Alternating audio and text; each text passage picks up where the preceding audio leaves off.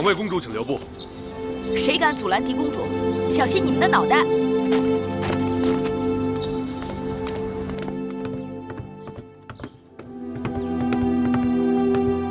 拜见大王。拜见大王。你们来干什么？既然是商议舒姐姐的婚事，那总该问问舒姐姐自己的心思吧。大王，女子婚配向来全凭父母之命、媒妁之言。大王，解铃还须系铃人。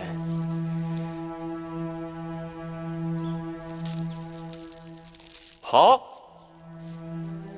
淑妹啊，寡人今日就当面问你一声：秦王嬴驷3番2次来我楚国求亲，声言非你不娶。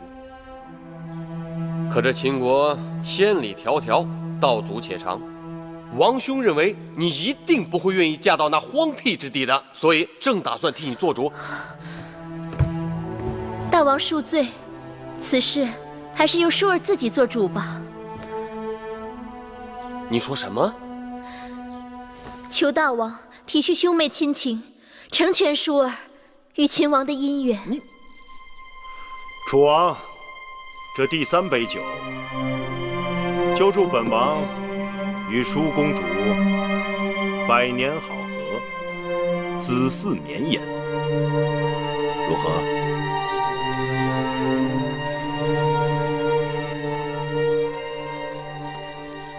母后息怒，舒妹妹也算是个性情中人，竟然不顾母后的颜面，只身闯入大殿，当众承认与秦王的私情，让大王好生难堪。哎呀，如今大王对这桩婚事也无可奈何，母后还是顺水推舟算了。啊，臣妾就是想给母后通个气，免得一个人蒙在鼓里黑不隆咚的。既然婚事已定，母后的心也该落下了。臣妾可真是为舒妹妹感到高兴啊！好了，臣妾告辞了。恭喜母后！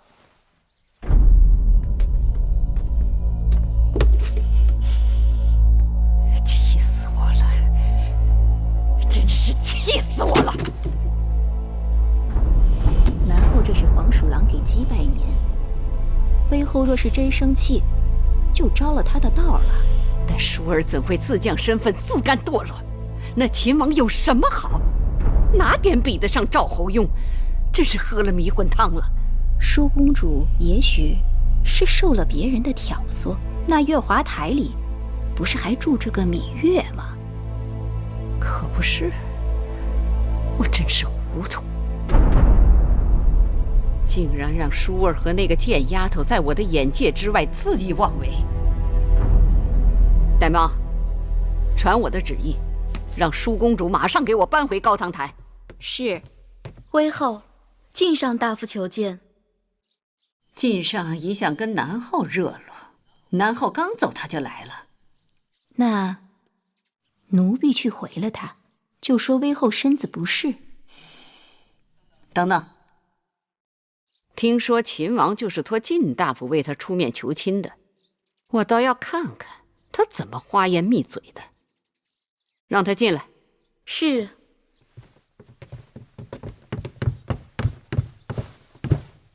拜见威后。免礼。谢威后。听说晋大夫近日为楚秦联姻之事忙碌得很，今日怎会到我这里来？微臣是给威后道喜来了。喜从何来？秦王久慕舒公主贤德美貌，愿以倾国之力来迎娶。舒公主乃威后掌上明珠，秦楚联姻岂不是喜事一桩吗？我看中的贤婿不是秦王，晋大夫道喜走错门了。赵侯雍虽好，但与秦王相比，确有缺失。此话怎讲？赵侯雍来楚国提亲，是为了合纵；大王曾允诺婚事，也是为了与五国联盟。臣以为，五国联盟貌似强大，实则人心不齐，不堪一击。楚国若与其联盟，必然浪费人力物力，不如结交强援，共谋他国。结盟由大王定夺，我只在意舒公主的婚事。这婚事和结盟之事同理，吴国联盟尽其力，只相当于一个楚国。然而五国人心涣散，只可当半个楚国。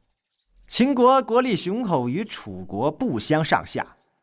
若与秦国联姻，强强联手，便可无敌于天下。更何况舒公主就算嫁给吴国任何一个王侯，因其国力不强，这些王侯只是徒有虚名，王后之位就更是徒有虚名了，怎能跟一个手握大权的秦国王后相比？再者说，姻缘讲究的是一个缘分。舒公主与秦王情投意合，日后夫妻比翼双飞，鱼水和谐，这不都是微后所想所盼吗？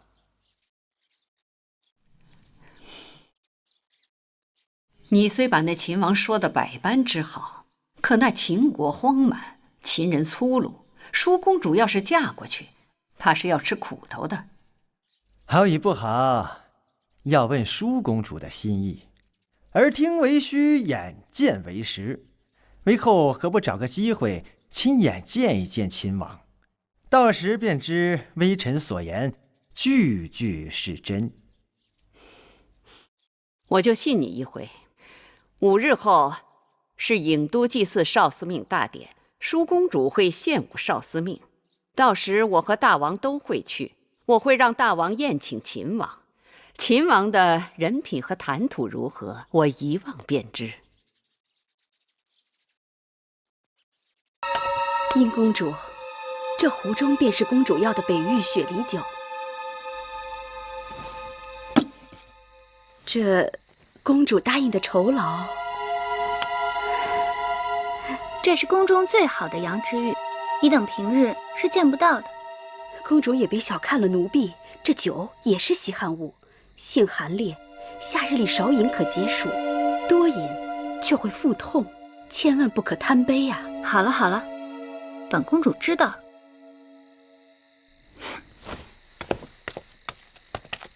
你见到舒公主今日要穿的那件祭祀舞服了吗？见到了，美的无与伦比。姐姐，刚才你与子歇说了些什么？不告诉你。你若不告诉我，那以后我也不告诉你了。你不告诉我什么？你想知道的事情啊。你不告诉我算了。天好热呀，珍珠，去给我和月儿倒些凉茶来。是。舒妹妹，可是口渴啊？我这里有一壶玉露琼浆，据说饮用后可让人冰肌玉骨，有脱神成仙之态。既然妹妹将在祭祀大典上主跳少司命祭舞，何不多饮2杯，也可助兴。姐姐，平日里你就不胜酒力，这酒还是不喝的好，免得误事。既然姐姐有这等好东西，妹妹怎能不喝呢？给我尝尝。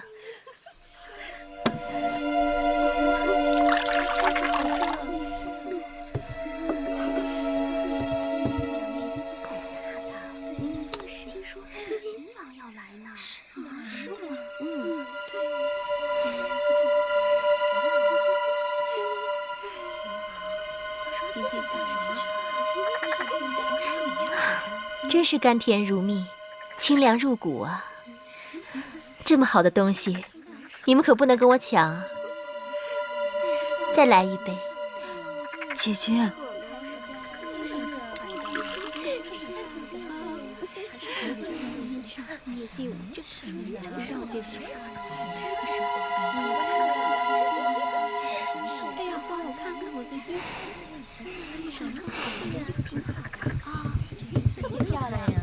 少司命祭舞马上就要开始了，你等还不快去更衣？走吧，快走！不是，时辰不早了，再不更衣来不及了。走吧，我们一起更衣吧。哎呀，怎么了？哎呀，舒妹妹，不知怎的，我这肚子有些绞痛。快坐下，姐姐，我给你揉揉。怎搞的？莫不是中了暑热，或者岔了气？不知道。哎呀，这疼一阵一阵的，怕是一时半刻好不了了。那怎么办啊？舒公主还要领跳少司命祭舞，身体不适，这可怎好啊？是啊，献舞少司命，万人瞩目，千万耽误不得。女师要早做打算啊。若是舒公主不能领跳，那只好临时更替啊。眼下能顶替舒公主的只有……女师说的有理，能顶替舒儿献舞的就是月公主了。啊，我不行，我不能跳。月儿，舒公主这话当真？私下里，月儿曾帮我许多次，她其实跳得比我还好。你真的和舒公主一起练过？我是练过，但我不行。月儿，我不能跳。舒妹妹此言不妥。祭祀少司命是何等大事，芈月从未接受过女师指点，草率献舞，亵渎神灵。献舞少司命，讲的是一个诚字。有些人心里不干净，即便献舞，少司命也不高兴。既然舒公主力荐，那就试一试。你现在就跳给我看，你若真的能跳，那就是少司命选中了你，你命里该有的逃不掉。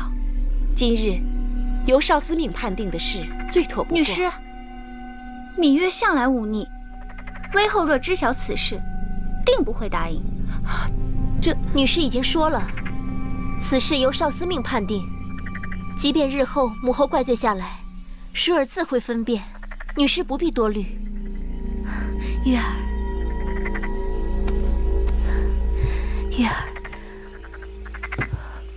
皇爷在等你，别辜负了他。大王到！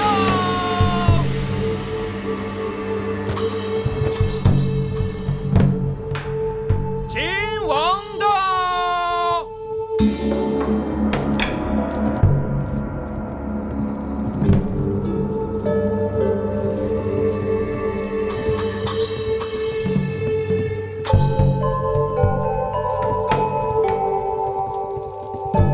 秦王请。楚王请。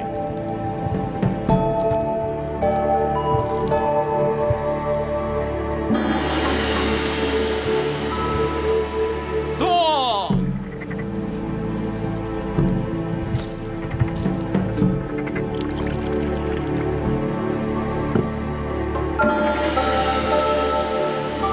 秦王请。楚王请。微后请。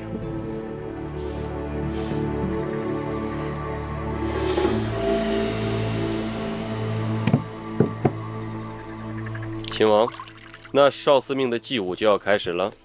今日歌乐鼓舞，同鸣相照，以屈子的九歌祭祀少司命，极光凤羽，别具匠心。秦王可知道今日祭祀之舞领舞之人是谁？是谁？正是寡人的贤妹舒公主。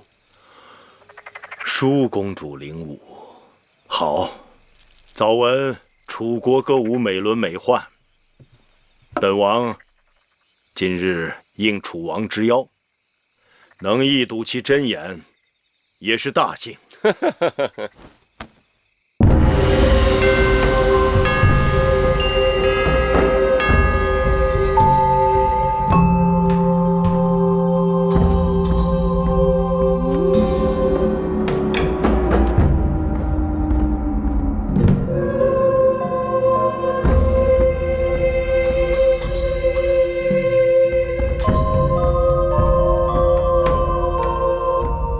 秋来秋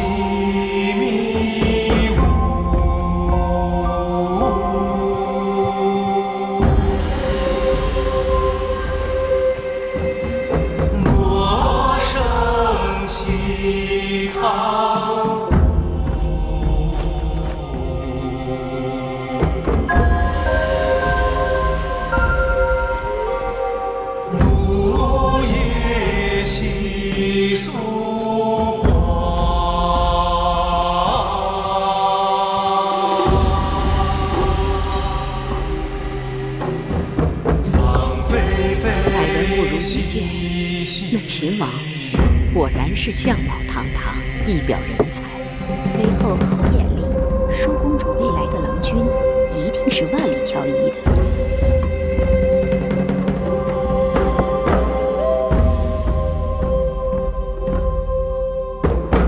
夫人自有细眉。难怪婴儿盯着黄歇不肯放手。凭他那身负异禀、玉树临风的模样，我都想多望两眼。孙何以惜愁苦？像婴儿这样情窦初开的小女子，自然是把持不住。韦后说的是，在婢子看来，咱们楚国的少年才俊，一点不比那些诸国的王侯们差呢。难怪世人都说咱们大楚人杰地灵，世间人才大王揽尽。这恰恰显示了我们大楚国的胸怀。先王们征战纳降小国，那些亡国的王子王孙们到了楚国，哪个不是在这里好好享受着荣华富贵？满堂喜美人，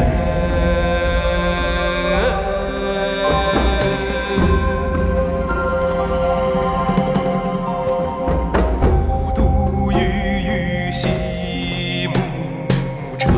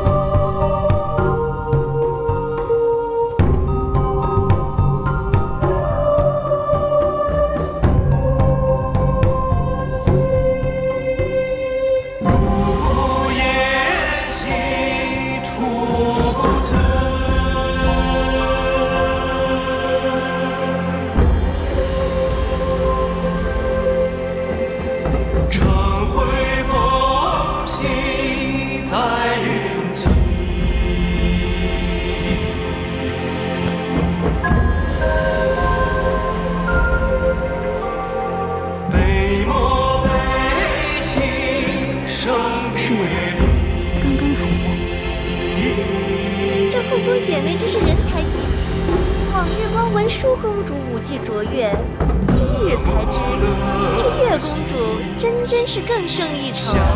大王，您说呢？啊，是不错，的确跳得不错，婀娜多姿，宛若仙子。楚离子啊，先前不是说今日祭祀之物是舒公主的吗？或许舒公主身体不适，无论如何，总该是有缘由的。舒儿来兮，忽儿逝。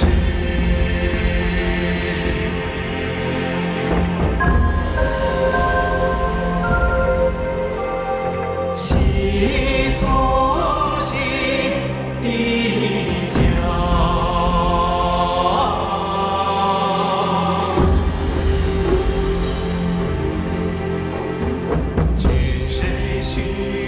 楚离子，你月这个丫头，平日里看起来男孩子似的豪爽，今日呢，恍惚换了一个人。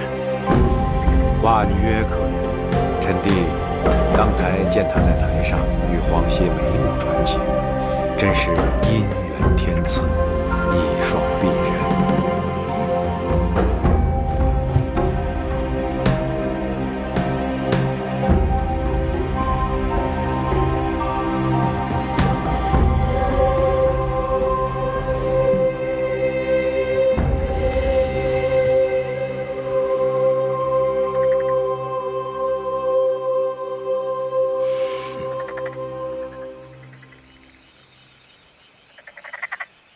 金玉之声，天籁之美，本王今日果然大开眼界。今日是舒公主与秦王的定亲之日，载歌载舞，正应了大吉大利之兆，请。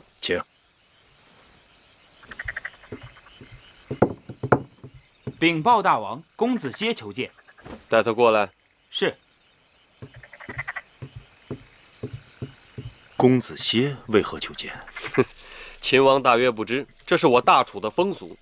少司命是楚国幸运之神，掌管婚配、子嗣、祸福。往年给少司命献歌献舞的金童玉女，都可以来向本王讨个赏赐。哦，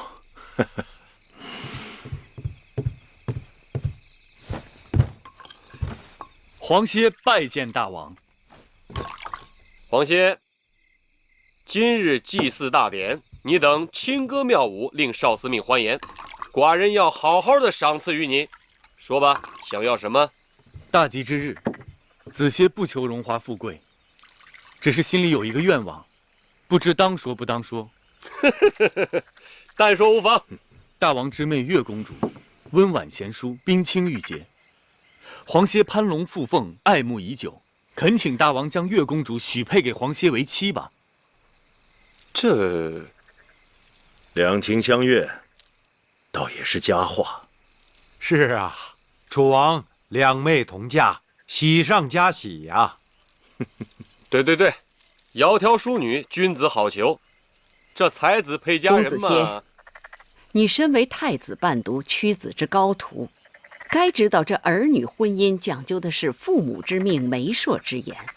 你父母若健在，该由你父母指派媒人上门提亲；父母若不在，该由你们族长出面，这才合礼法。母后之言甚是。黄歇，月公主毕竟是寡人的贤妹，此等大事，寡人要于微后和你皇族族长商榷之后才好决断。黄歇回去即刻请本族族长前来提亲，多谢大王微后成全。今日少司命献舞，究竟怎么回事？舒儿喝了殷姐姐拿来的酒，肚子绞痛，实在是应付不了，才求月妹妹上台顶替的。米音在我眼皮底下弄鬼，我心里有数。你若不贪杯，怎会闹到如此无法收场？舒儿知错了。即便如此，少司命献舞是宫中地位高贵之女子献舞，哪轮得上芈月抛头露面？母后仁慈，月妹妹与黄公子两小无猜，情投意合，两人天造地设。舒儿也是想顺水推舟，成人之美。我和你王兄想借着少司命的吉祥，庆贺你与秦王定亲之喜。你倒好，让芈月踩着你上位，丢尽了我的颜面。母后息怒，要怪就怪舒儿吧，千万不要责罚月妹妹啊！责罚她？不，这一次我是和你一样，去尽力成全她。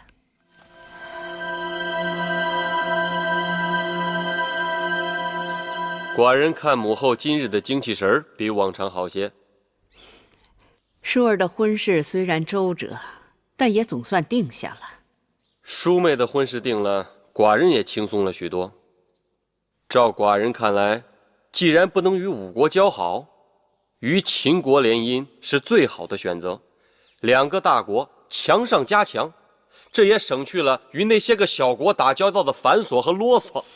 虽说舒儿出嫁要到来年春天，但嫁妆也要开始慢慢筹划起来，免得到时候慌手慌脚的。母后说的是，寡人已经命内宰整理方府内库，列出清单，被母后挑选。方府是宫中藏宝库，固然重要，但我想也得让平府准备个书目。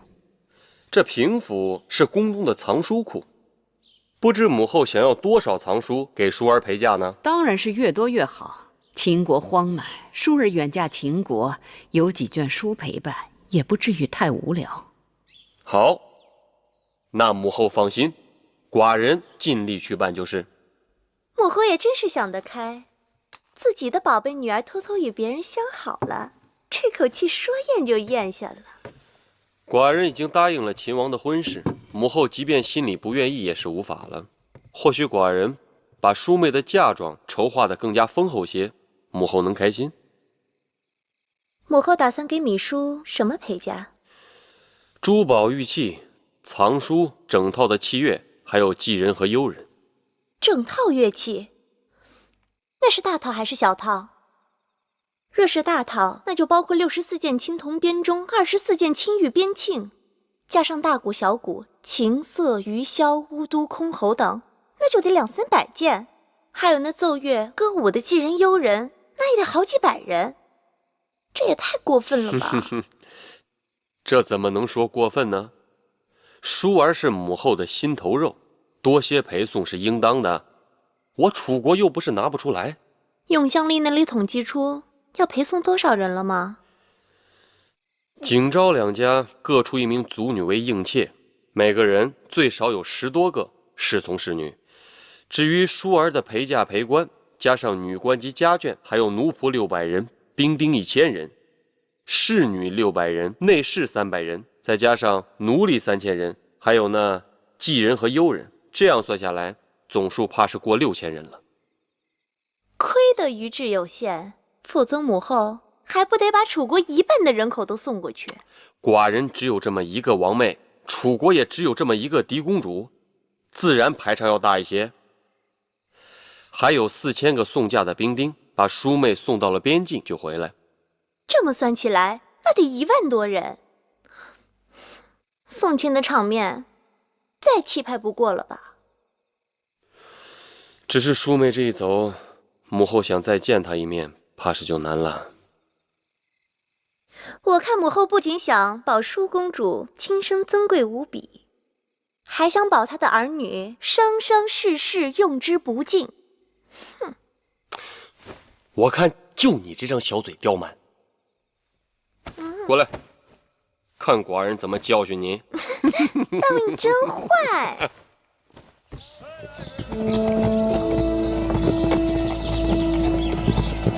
张子随寡人离开楚国，下一次回来，不知何年何月了。张仪愿与大王相约，倘若下次再回郢都，定是兵临城下。好。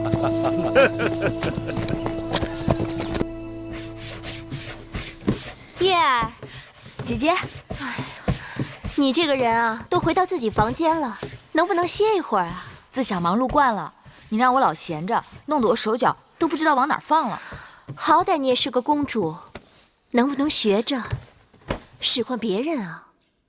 从小到大没使唤过，还真不会呢。那将来你要嫁人了，要那些下人丫头干什么？谁说我要嫁人了？还嘴硬。前2日是哪位公子在祭祀少司命大典上向月妹妹求婚的？好啊，舒姐姐，你舒公主、月公主，公子歇在殿外求见。果真灵验，说谁谁就到了，快让他进来。是。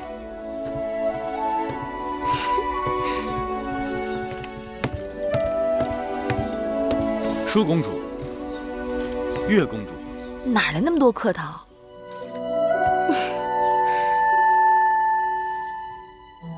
近几日你好像清瘦了不少，又犯傻气。珍珠，快去烹茶。是。你来找我有何事？怎么一早就过来了？是威后召我来高堂台的。皇族族长已经向大王提了亲，大王也有了允婚的意思。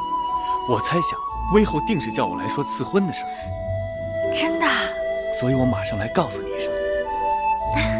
这下可好了，以后有公子歇照顾妹妹，我这也放心了。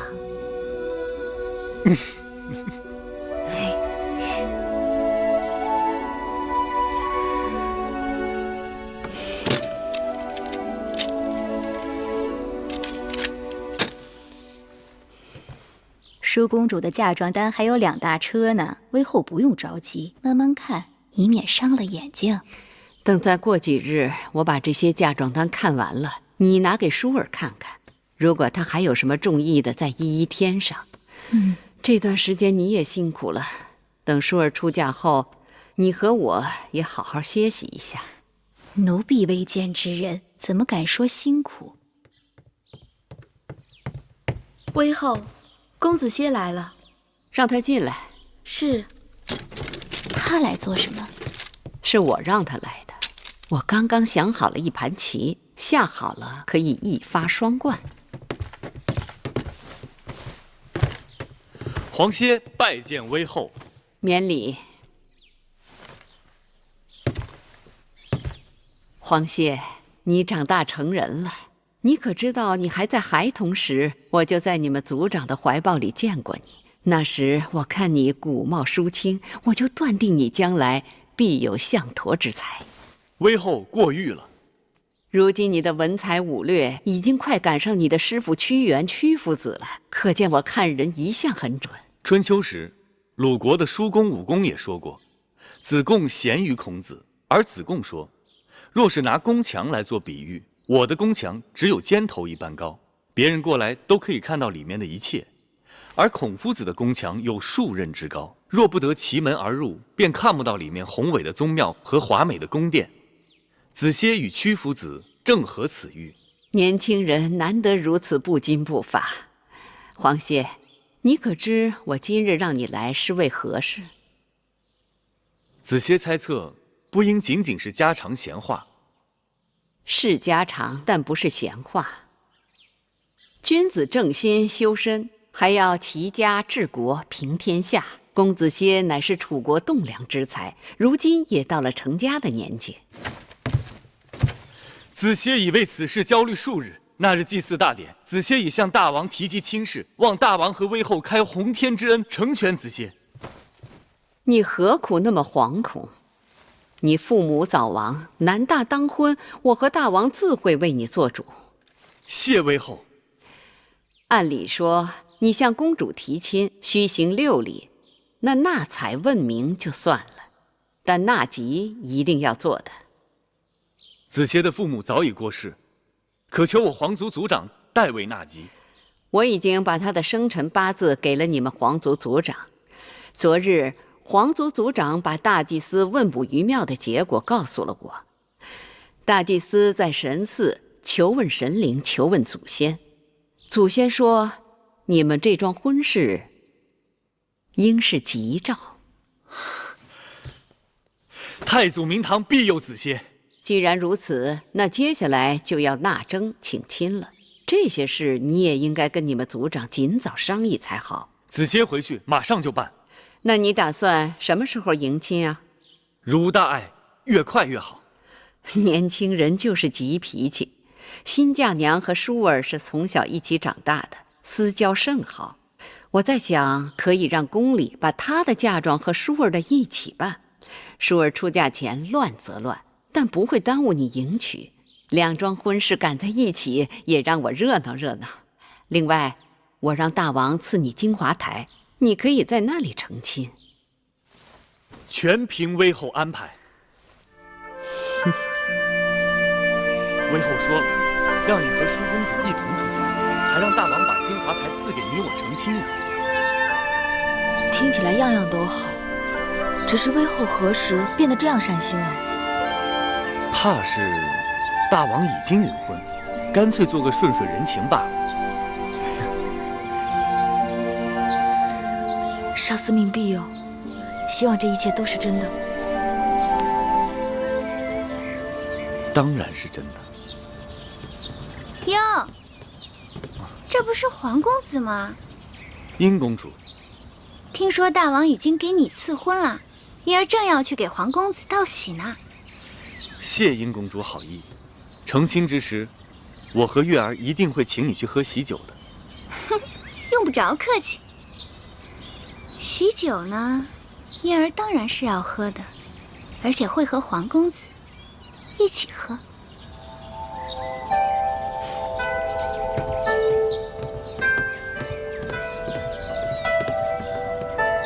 他言语古怪，这是何意？不要理他。走。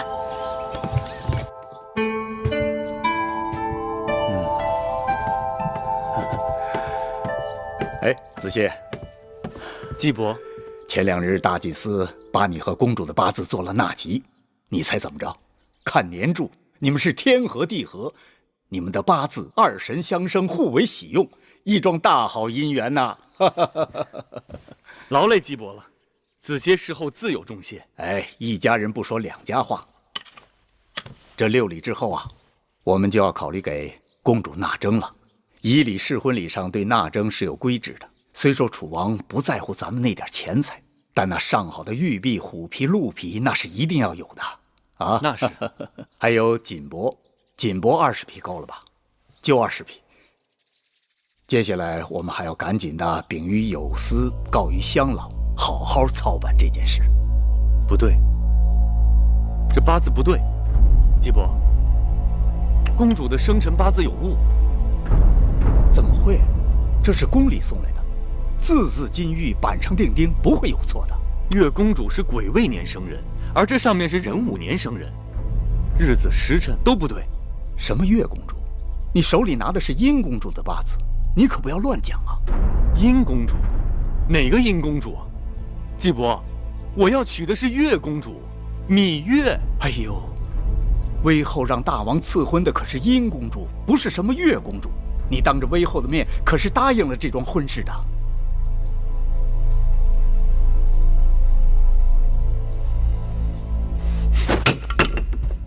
哎，公子，不要拦我！我要见威后！我要见威后！公子，不能进去！我要见威后！曹公子，这是高堂台，是你想闯就闯的吗？玳瑁公主，我要见威后。威后身体不适，不见人。有件事我要见威后问个明白。该知道的你都知道了，回去吧。威后身为后宫之母，你要给皇歇和月公主一个交代。这人真是疯了，把他赶出去。我要见威后。公子，走吧。威后，我要见你。威后，放开我！放开他！我来了。威后心里清清楚楚。皇歇倾心于月公主，可却言语含糊，偷天换日，这是为什么？打一开始，大王和我给你赐婚的就是殷公主，至于那芈月，是你自己一厢情愿，与我无关。我和月公主两情相悦，我向大王求婚的时候说得清清楚楚，我非月公主不娶，月公主非我不嫁。威后仁慈，切莫毁了子歇的姻缘。你的意思是？芈月背着大王和我，早与你私定终身，这是王室之辱，大逆不道。威后误解，皇歇和芈月的婚事，大王早已应许，为何又突然变卦？王室之婚从来都是父母之命，媒妁之言。殷公主贤淑貌美，嫁与你是你的福气。子歇不想高攀，实难从命。你跟芈殷的婚事已是覆水难收，不要啰嗦，回去好好操办吧。威后，走吧，我累了。威后万万不可！威后身为后宫之母，怎可以个人好恶和一己私欲毁了别人的良缘呢？不要以为你是太子伴读便可胡言乱语。后宫是我的后宫，规矩是我定的。把这个不识抬举的东西给我赶出高堂台！威后！威后，威后万万不可！威后，威后！英儿这丫头真是瞎了眼了，怎么看中这么一个油盐不进的呆子，惹我生气。这呆子再不识趣，也拗不过大王跟威后。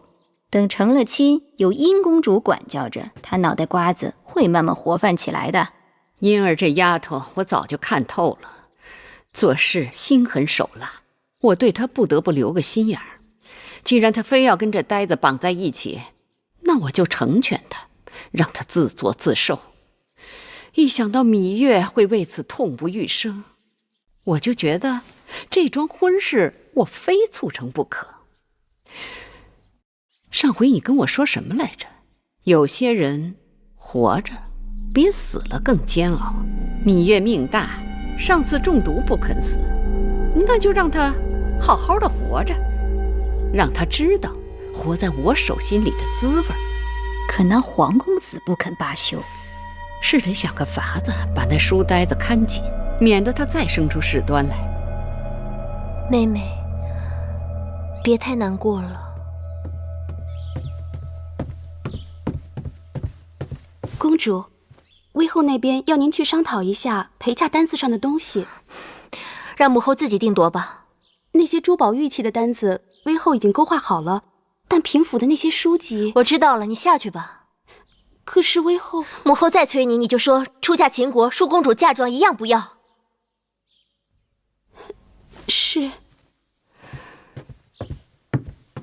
姐姐，你这又是何苦？公子歇与你落到这样的结果，母后难就其责。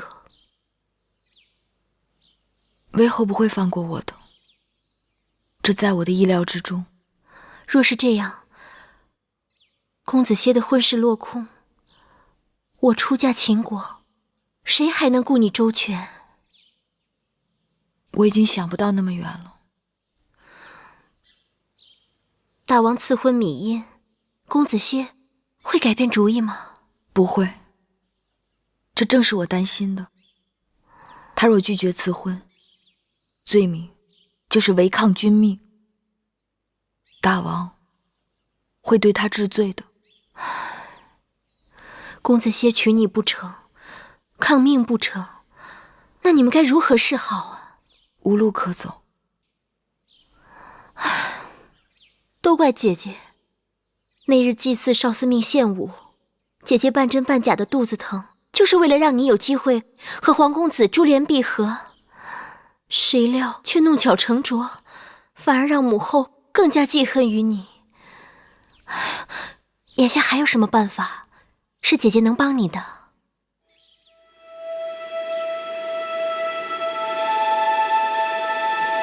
姐姐若愿意帮我，就找个万全的地方，让我再见子歇一次。好，姐姐来想办法。多谢姐姐。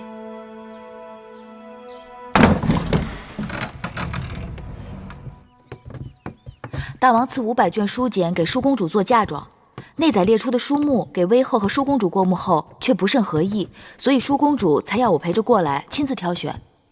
岳公主说的是，根据楚国之历来规矩，给公主做陪嫁的这些书简不能是孤本，只能是抄录本。不然的话，公主这一陪嫁过去，咱楚国不是少了一些典籍吗？只是我这平府里的书卷已经多年没有得到整理了，好多个书卷都只剩孤本，抄录的副本它就不够齐全。你说这临时要找这么多的抄录本，哪儿去找啊？为何无人整理啊？若是没有朝中大臣主事，分派编修，布置世子抄录整理，小臣那些个粗俗不堪的杂役，怎么敢去动这些典籍呀？好了好了，带我周围看看吧。是，请。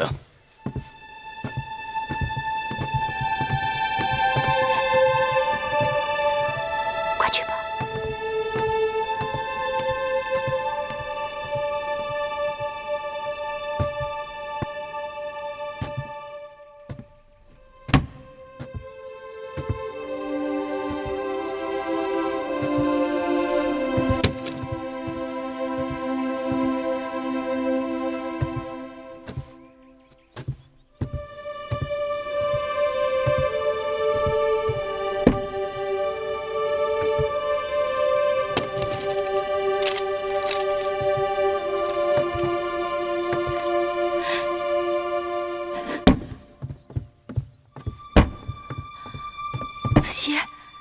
子歇，月儿，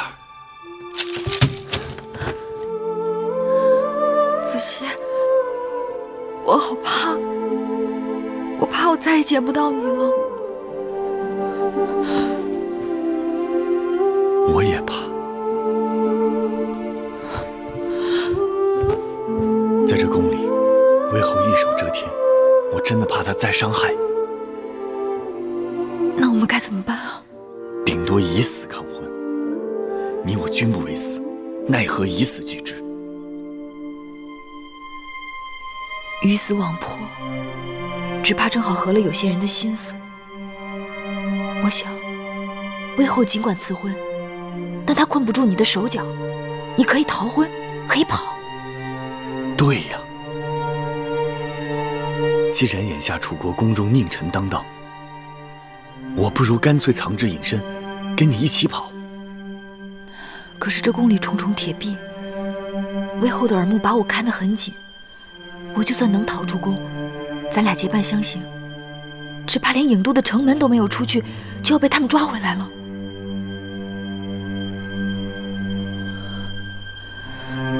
可不会一点机会都没有吧？机会总会有的，让我想想。这几日，我都会以帮舒姐姐整理出嫁书籍为名到平府来，你我可以在这里碰头。好。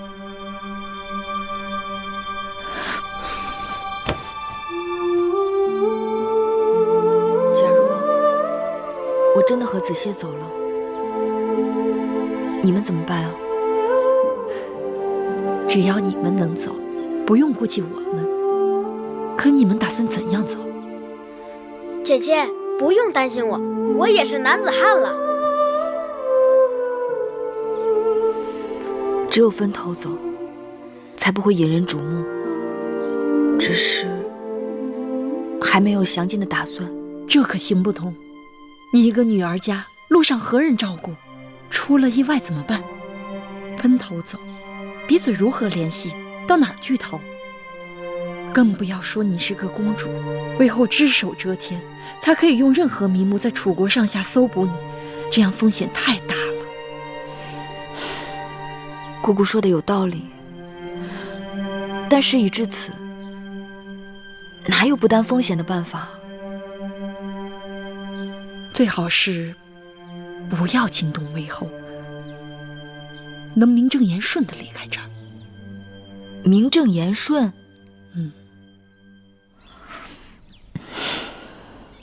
只怕很难。你们要抓紧时间誊写啊！是。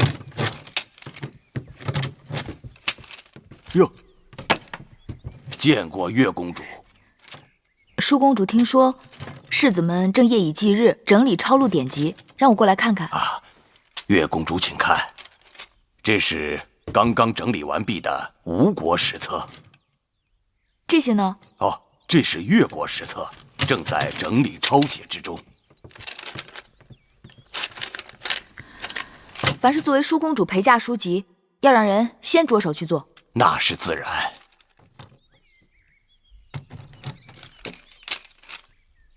哎，这是什么？这是《孙子兵法》。孙子兵法啊，这是一套比较完整的《孙子兵法》。当年孙武在吴国练兵，铸就了这套兵法，由吴王阖闾收藏于宫中。后来孙武离开了吴国，便有一些断简残篇，流传到世上。但这套完整的兵法呢，一直存在吴王的宫里。后来越王勾践灭了吴国，那么这套兵书也就藏于越国，直到先王灭越，才将这套完整的兵书收藏于我楚国的宫中。既然如此珍贵，为何扔在此处无人问津？是啊，当年先王在的时候，是想找人来整理这套兵书，可是没过多长时间，还没来得及动手，先王就驾崩了。大王继位的这些年，一直无人问起这套兵书。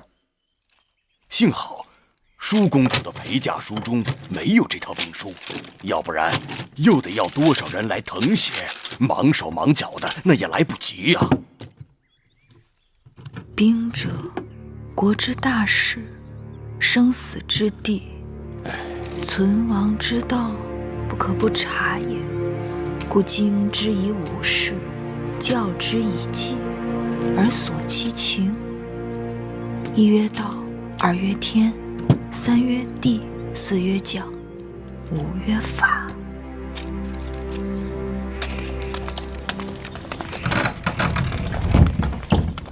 太子，敢问黄公子，这是要去哪儿啊？子杰正打算陪太子去平府查些典籍。哼，大王有旨，公子歇与殷公主大婚在即，威后特赐金华台给公子成婚，所以请公子即刻进入金华台，以安心料理婚事，闲人不得入内打扰。请吧。慢着，公子是我的陪读，此事我要去与父王商榷。太子，威后要小的传话，说是公子歇的事与太子没有干系，还是不要趟着浑水好，安心在南巡殿读书吧。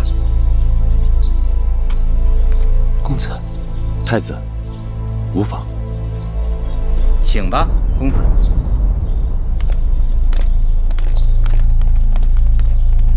快去告诉芈月。是。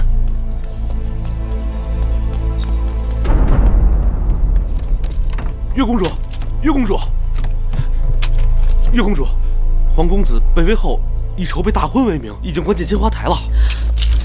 关进金华台？包括太子在内，没有大王和威后的命令，任何人不得进入。那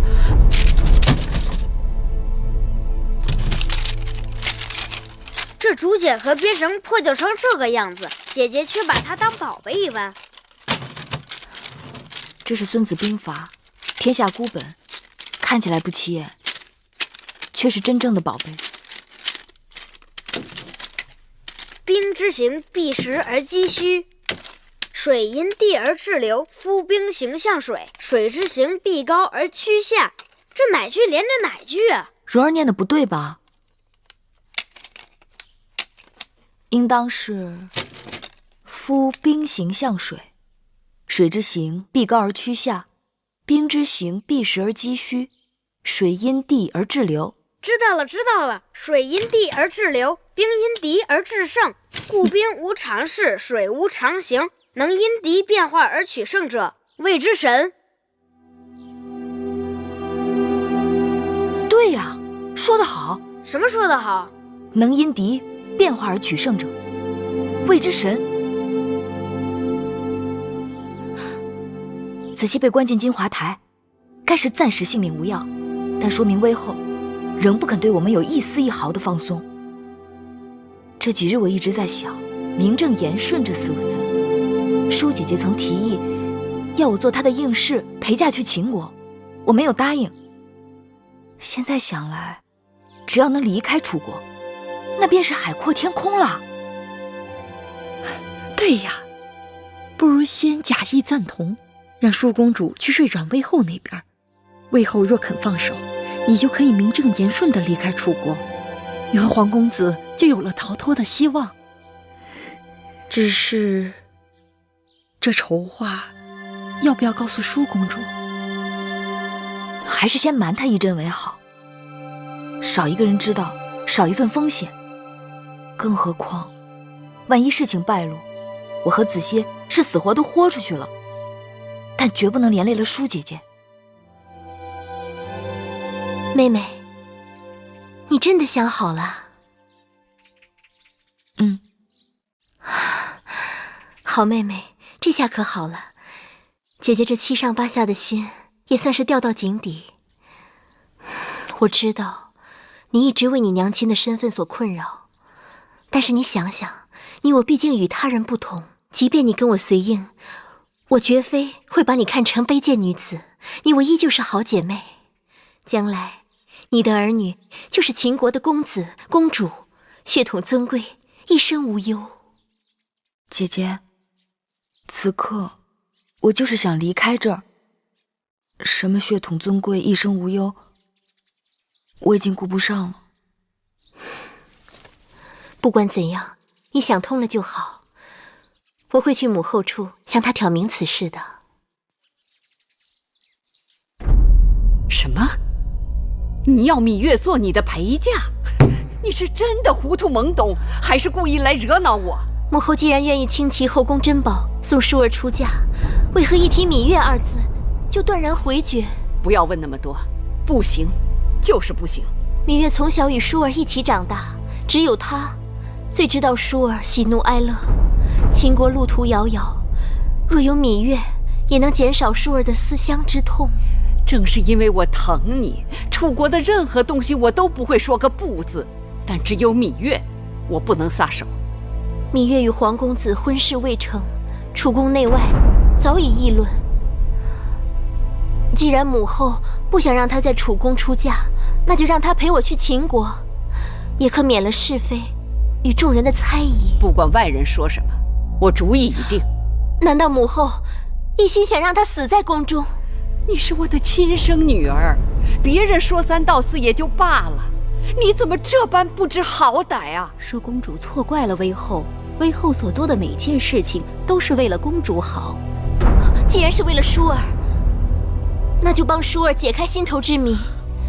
从小只知道母后慈爱，对待宫中其他公子公主也恩威并重，宽严有度，为何只有对待芈月如此的刻毒刁难？芈月的娘亲与母后的嫌隙，那是多年之前的事情了。她的娘亲去世，再大的怨恨也该烟消云散。难道连恩怨也要母债子还吗？事情并非像公主想的那样。那是怎样？是。好吧，既然你非要知道，那我就告诉你，我这么做是有缘由的。芈月尚未出生，执掌司天台的太史令堂妹就预言，芈月是8星出世，4府变，6甲乱，当主天下大变。芈月她从小心机和作为就异于常人，如果真应了堂妹的话，首先受害的便是我的骨肉。所以不管她在哪里，我的眼睛都大大的睁着盯着她，免得她兴妖作怪。她再一日，我就食不知味，夜不能寐。你还要带她走？你太不知道轻重厉害了。母后，所谓堂妹的预言，从一开始就荒诞无稽，母后却偏偏自寻烦恼。芈月从小孤苦伶仃，母后更应该可怜她，年幼丧母，无人疼爱，对她格外开恩才是。却因为10几年前某人的胡言乱语，疑神疑鬼，捕影拿风，这是何苦？我把前因后果都告诉你，如此苦口婆心，你还执迷不悟，你想气死我呀！舒儿原本还猜疑玉儿到底犯下了多大的过错，听了母后一番话，却更觉得她无辜了。舒儿心意已定，若母后不准，我就去向大王评理，望母后顾及母女情面，不要再阻止舒儿带玉儿去秦国了。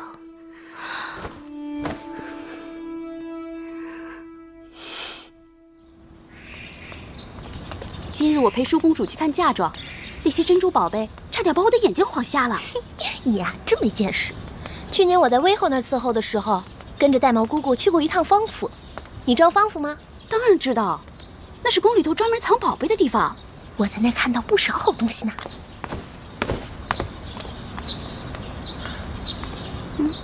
你知道吗？听说这回大王赐给每个陪嫁应时不少好东西呢。他怎么没去领啊？看书看傻了呗。自从威后给皇公子和殷公主赐婚之后，他就心灰意冷，胭脂水粉一概不沾，除了看书还是看书。用不上的东西给咱们俩。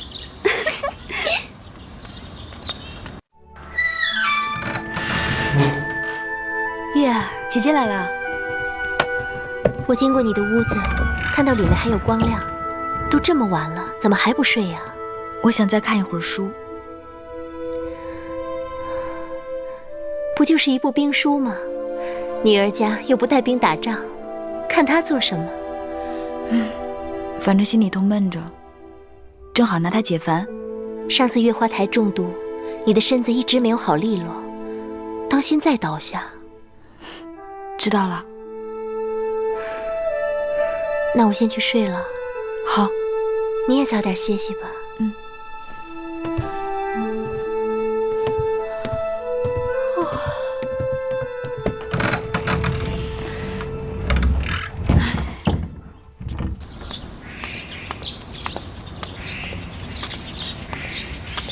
姑姑，何事？我是云梦台的魁姑，听说过些日子皇公子和殷公主就要大婚了，我们做奴婢的没什么好送的，做了些喜饼表表心意。啊，交给我吧。那就有劳了。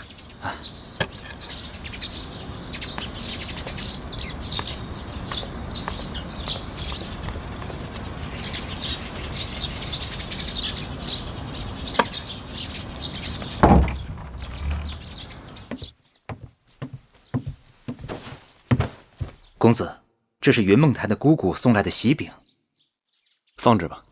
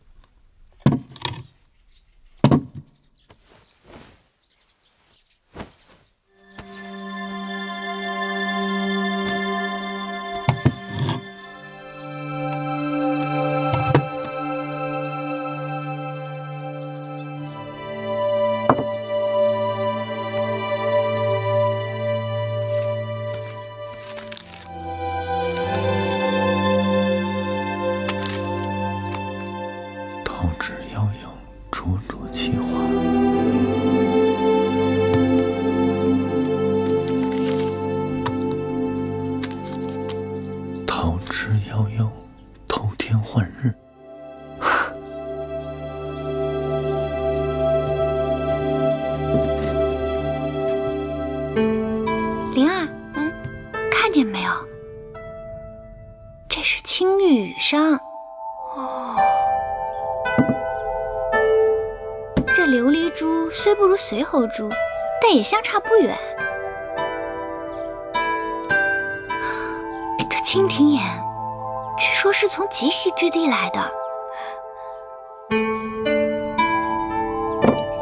这一套玉佩是用上等的玉石做的，这些啊，都是威后指定宫里头给的嫁妆。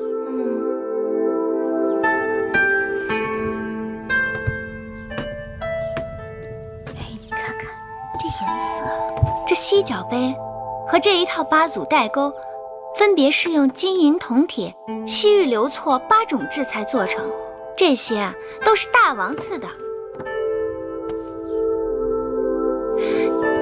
这赤玉珠串，还有这一套金饰，共有12件，这些都是娘亲留给我的。公主出嫁，这些嫁妆多风光啊！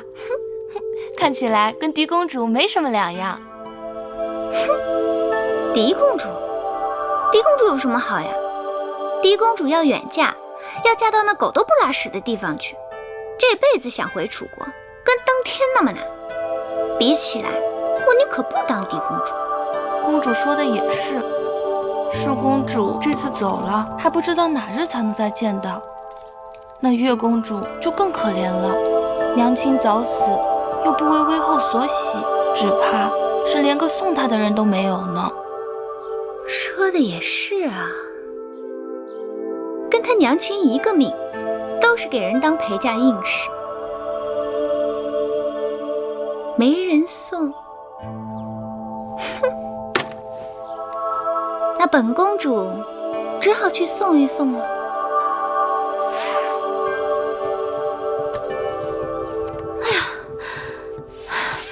月儿，姐姐，哎呦，你也真是的，宫里给每个应试都配了婢子和下人，一起带到秦国去，你怎么一个也不要啊？月儿不会使唤人，姐姐若喜欢，留下自己用。不说别的，眼下若是有人照应你，这些针线活哪要你亲自操持？这是给蓉儿做的衣裳，蓉儿长大了，少年公子翩翩风度，衣裳总要多备几件的。我这当姐姐的做的，无论好坏，总是当姐姐的留给她的一片心意。那要是到了秦国怎么办？我是王后，你是我的姐妹，总不能这些事情还要你亲自动手。就算你肯，我还不肯呢。秦国后宫那些不知根底的人，还不知怎么笑话我们。后宫里的人都是这样攀高踩低的，想想真是没趣。公主，殷公主来了。她来干什么？哟，你们都在呢。我还说呢，这舒妹妹要出嫁了，不知道得多忙啊。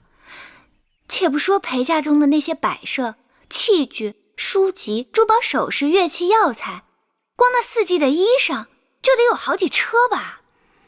秦国啊，那地方冬天特别的冷，舒妹妹得把银鼠皮和灰鼠皮的大袄多拿上2件，免得受冻。我的嫁妆由母后定夺。殷姐姐还是多操心自己的事吧。可不是，我那儿也乱成一锅粥了。说起来，我比妹妹还有早出嫁一个时辰呢。这是皇族族长和威后根据大祭司问补神庙的结果定下的吉时。这不，陪嫁的单子也有了，光金银玉石、玛瑙沉香的手串、手镯子就有好几大盘子，再加上项圈、耳环、凤钗什么的，一样样的看过来，看得我头直疼。其实啊，我也不在乎那些东西。子歇的父母过世早，家里头的事情都是由他们族长做主。皇家在楚国虽然没有过去的花团锦簇，但排场仍旧得撑着。我的嫁妆带过去，还不都是便宜了别人？殷姐姐若没别的事，忙你自己的去吧。没关系，我也是出来散散心的。灵儿，在，帮着珍珠给我烹壶茶去。是。如今啊，我才真的相信，人是天生有命的。像妹妹你，就是荣华富贵，要当一国之后的命。像我呢，就是相夫教子，若夫君能加官进爵，我也就跟着享福的命。可也有的人啊，生下来就是贱，再张狂，也只能跟他娘亲一样，给人当个陪嫁硬使。你说，这老天怎么那么公平啊？珊瑚，你进来。我记得前段日子给舒公主做过不少香丸，你把她找来，用香炉把这里好好熏一熏。是。月妹妹，要不你我一起去园子里走走吧？这屋子里的污秽之气实在是太重了。哎呦，可不是，快走。走，走。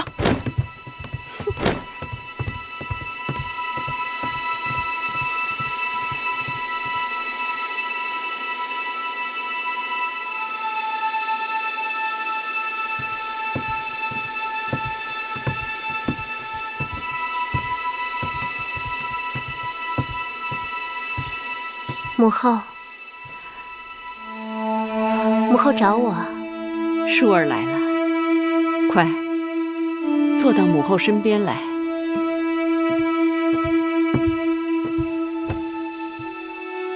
母后方才在想什么？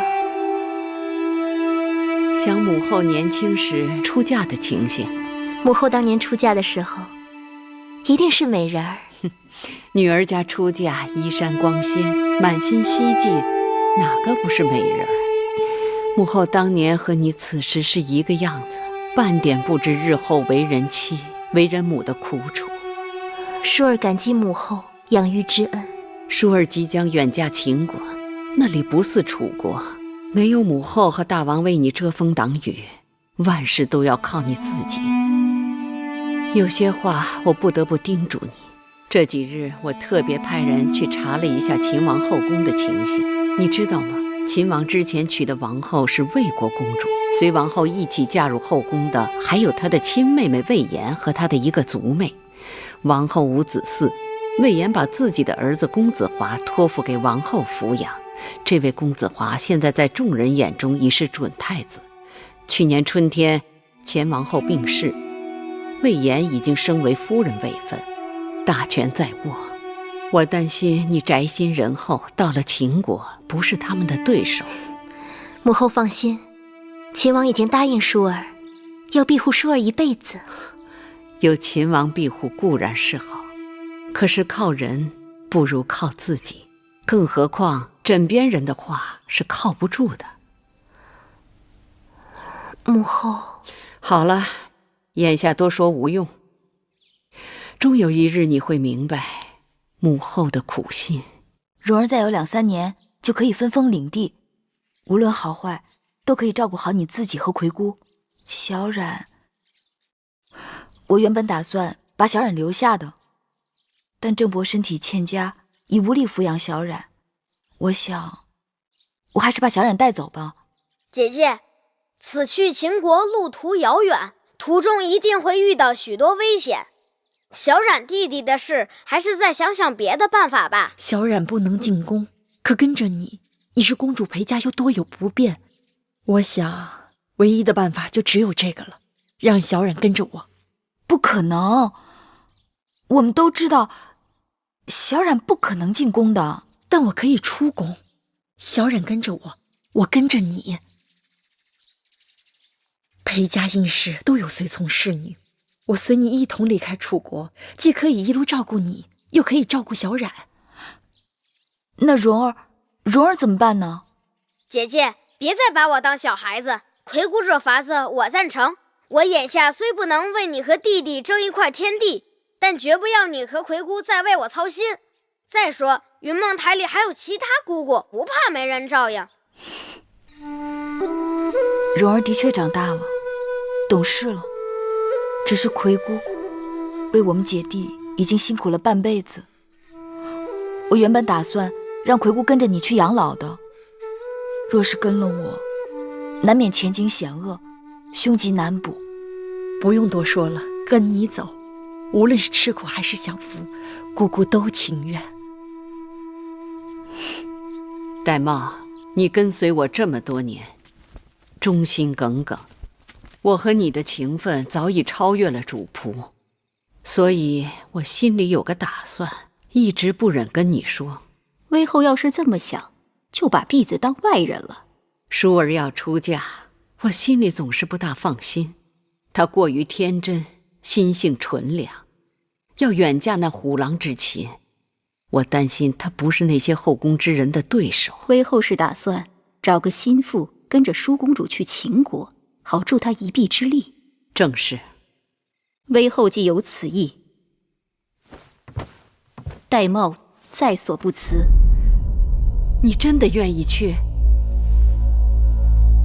玳瑁从小入宫跟随微后，家人受尽微后恩典与责，婢子的性命都是微后的，只要微后肯放心，婢子一定竭尽全力保舒公主在秦宫平安。有你同去，我在楚宫也能睡几日安稳觉了。其实让你去，我是一举两得。我已经对那贱人做了安排，万一他没死在路上，到了秦国，说不定哪日他会成为淑儿的克星，到那时就要靠你见机行事了。婢子明白。